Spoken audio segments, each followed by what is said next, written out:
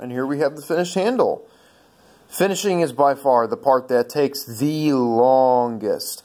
I mean, shaping, that doesn't take any more than, at the very most, it'll take you an hour if you have a fairly complex shape. This is pretty simple, just a rear grip with 2 larger rings, and the foregrip is totally straight.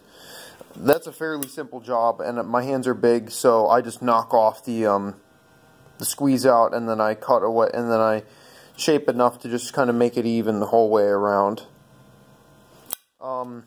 But the finishing part takes a lot longer. It took me probably about 2 hours to finish up this whole handle. And I just used the 100 grit, and it makes a nice smooth surface. It may look a little rough. You can see the grain is showing right there. You can see I've cut through the cells nicely. You can see where the rings are on the foregrip. That's an issue in my gluing technique. The rear grip here, you can see, you cannot even see where the glue lines are, or where the boundaries are, because this one I did properly. I just did this section at a time, and in reality, that's probably the best way to do this. Glue in 6.5 inch sections at once, which I believe will be about 11 rings. Yeah, 11 rings, because I had 1, 1, and then 9 in between. And you can see how nicely that finish turned out. It's not rough at all. It feels smooth. It almost feels like velvet rubbery. It's hard to explain. It's got a great grip when it's dry, and when it's wet, it's even grippier almost. Now Greg Thorne and the others, the way they do this, they'll finish it with like a 60 grit or 80 grit pad and leave a rough nap on it, which is far easier to achieve than this finish here. But I don't like the way the nap feels because it makes the handle feel soft and spongy. This isn't. It's very hard. Like,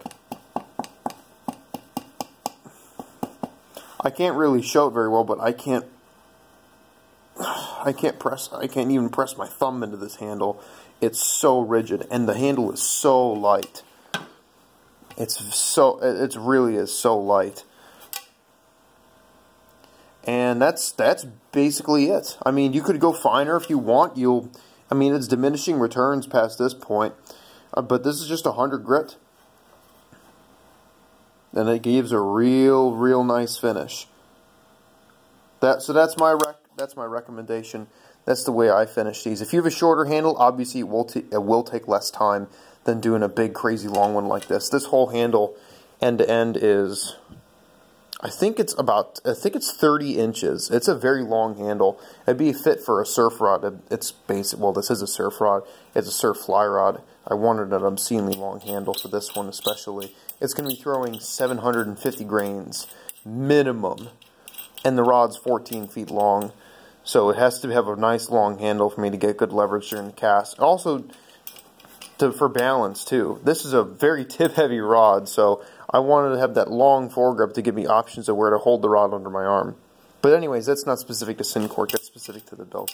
So yeah, that's how I work with Syncork. That's my recommendation for how I do it. I'm doing this because I really don't see the instructions out there for anyone else. The musky guys have been using these for a while. Fly guys and other guys are starting to take notice, and I really think it's going to just keep going more and more. Though I think it will ultimately be hindered by the fact that this is a harder material to work than a natural material is. It's so much more labor that goes into it. But the advantages for me far outweigh the extra time and frustration getting it to finish, because once it's shaped like this, it's there, and it's not going to rot, it's not going to absorb water, it's not going to wear out, it's not going to look any different than it does right now. It's just going to always be like this. As long as you glue it up the right way, you've got an indestructible handle that performs very, very, very well. As good, I think it's better than natural cork, honestly, because this is harder than natural cork, and it also has less, it's less dense. So it's a less mass for the same volume, and it's physically harder, so it transmits vibration better. Great stuff.